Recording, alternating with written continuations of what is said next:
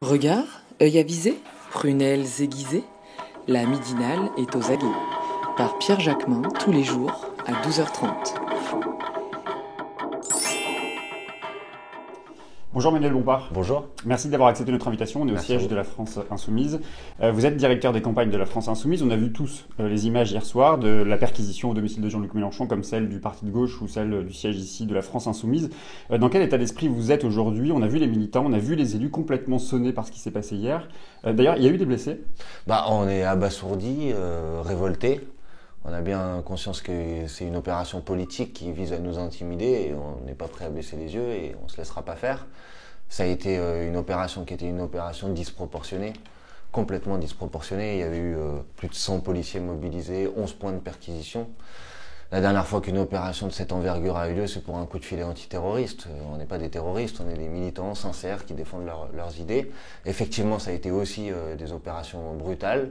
Ici, au siège de la France Insoumise, il y a 4 personnes qui ont fait constater des blessures qui ont des certificats médicaux et qui vont donner lieu d'ailleurs à une plainte pour des violences des policiers sur le lieu de la perquisition. Vous allez déposer plainte? Oui, on va déposer plainte auprès du procureur de la République, auprès aussi en mettant en copie l'IGPN, la police des polices. Parce que on n'accepte pas d'être soumis à un régime qui est un régime de violence comme ça a été le cas ici.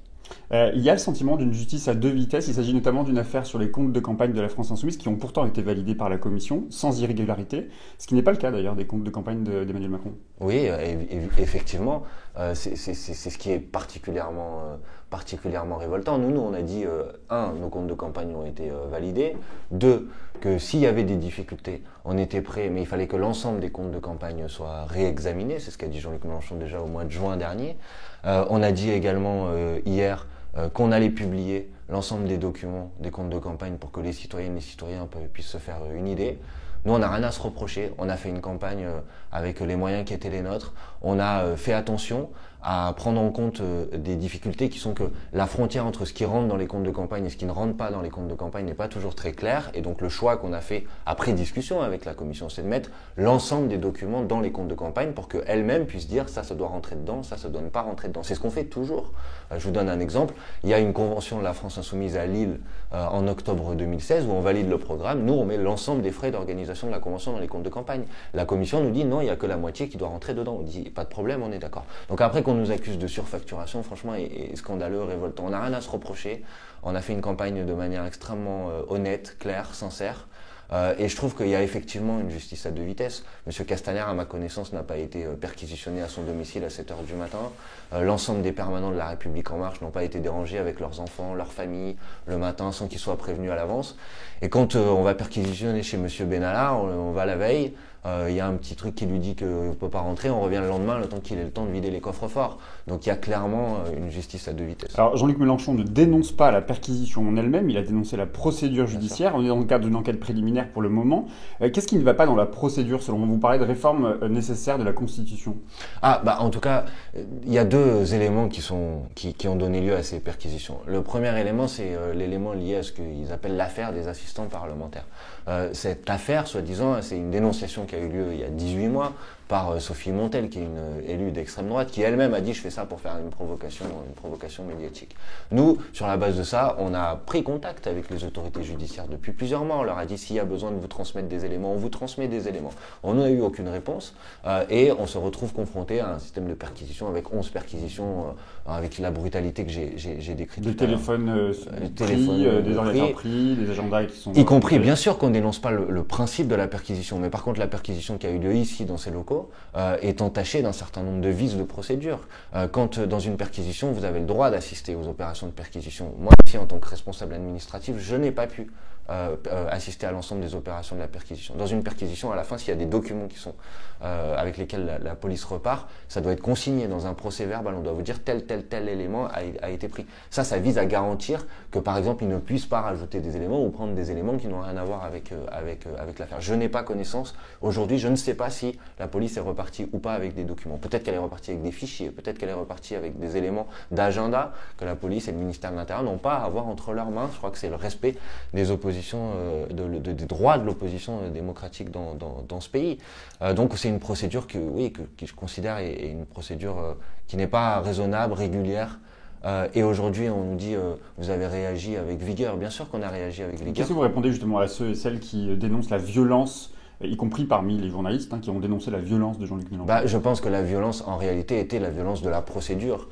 Quand vous avez 11 personnes qui ne sont pas prévenues à l'avance et que vous êtes réveillés par des coups de poing sur la porte, que vous êtes pour certains avec les femmes, les enfants en bas âge qui sont là, qui se font déranger le matin, c'est extrêmement violent. Quand vous avez 4 personnes, je le disais tout à l'heure, qui se font violenter, molester par la police, c'est extrêmement violent.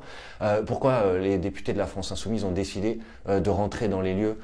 Parce qu'on les empêchait de le faire d'abord, et notamment on empêchait à Bernard Pignerol, qui est le président de l'association L'Air du Peuple, de pénétrer dans les lieux ici, alors que la perquisition concernait aussi L'Air du Peuple. Donc c'était dans son bon droit de pouvoir rentrer. Donc la violence, elle était du côté de la procédure, la violence, elle était du côté de cette opération complètement disproportionnée, de ce déploiement, encore une fois, qui ressemble plus à un coup de filet antiterroriste. Dans les commentaires qu'on a pu entendre dans ceux qu'on entend depuis hier soir, en tout cas, nombreux sont ceux à insister sur le soutien du Rassemblement national à l'endroit de Jean-Luc Mélenchon, comme pour associer Marine Le Pen et Jean-Luc Mélenchon.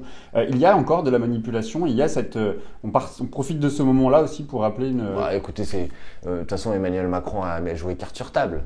Il a dit pour les prochaines élections européennes, on va vouloir construire le clivage entre d'un côté les progressistes dont il serait le leader, il faudrait voir en quoi sa politique est progressiste d'ailleurs, et tous les autres finalement. Donc ça participe, je crois, de la même... Et pourquoi avoir focalisé sur le Front National? Parce que j'ai lu que Pierre Laurent, Benoît Hamon, Besancenot, tout le monde vous a soutenu hier, enfin en tout cas a soutenu...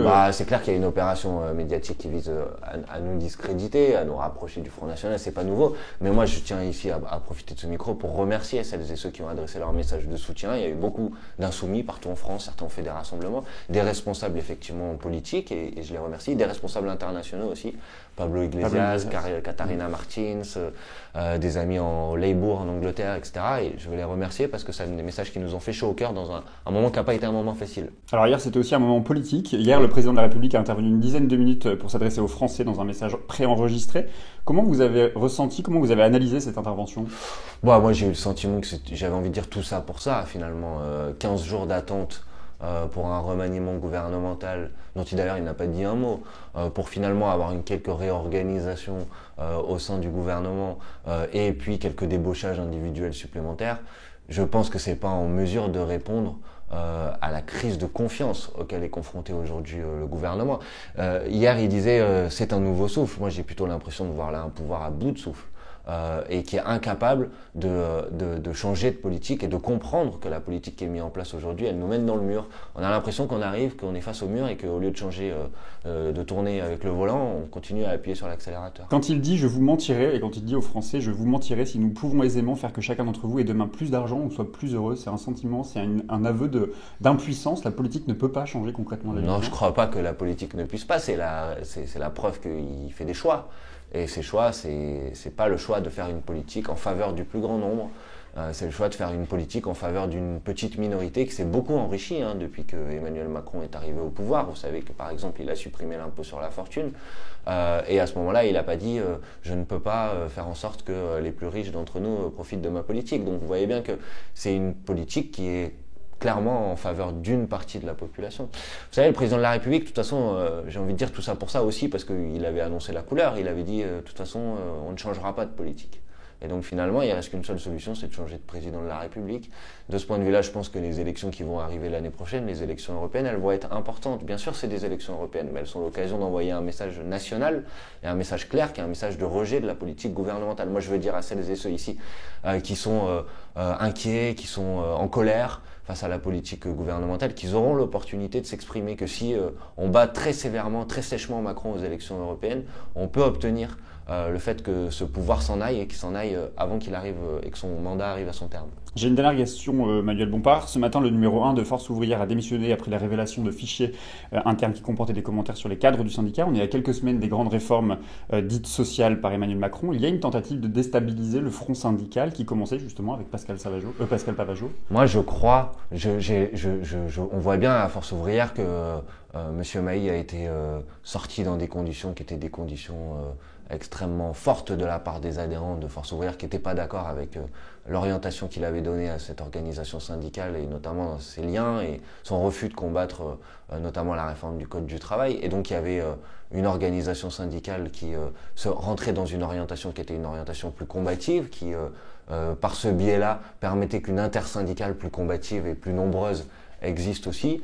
Et je crois effectivement que ce qui se produit aujourd'hui à Force ouvrière sont des entreprises de déstabilisation. Je trouve ça regrettable parce que je pense qu'on a besoin d'une intersyndicale, on a besoin d'unité syndicale et on a besoin d'organisations syndicales qui se mobilisent de manière ferme et déterminée. Vous avez dit qu'il y a un calendrier social extrêmement chargé, et notamment la réforme des retraites qui va arriver même si on ne sait pas tout. Nous, en tout cas, la France Insoumise, on souhaite qu'à cette occasion, il puisse y avoir une unité syndicale et puis qu'il puisse y avoir aussi des frontières syndicales, politiques, associatives, comme on l'a fait au moment de la réforme de la SNCF. On l'a fait sans doute trop tard pour gagner au moment de la réforme de la SNCF. Maintenant, on a ces outils qui existent et j'espère qu'ils vont se mettre en mouvement, être utilisés parce qu'on a besoin d'une riposte qui va au-delà simplement du champ des organisations syndicales. La question des retraites, c'est une question qui concerne la société dans son ensemble et donc les organisations politiques, les associations engagées par exemple pour le droit des femmes, parce que je sais que la réforme des retraites par contre va pénaliser en particulier les femmes. Voilà, tous celles et ceux qui ont des choses à dire sur cette réforme sont les bienvenus. Je crois qu'on a besoin d'organiser une mobilisation la plus large possible. Merci beaucoup Manuel Bompard de nous avoir reçus.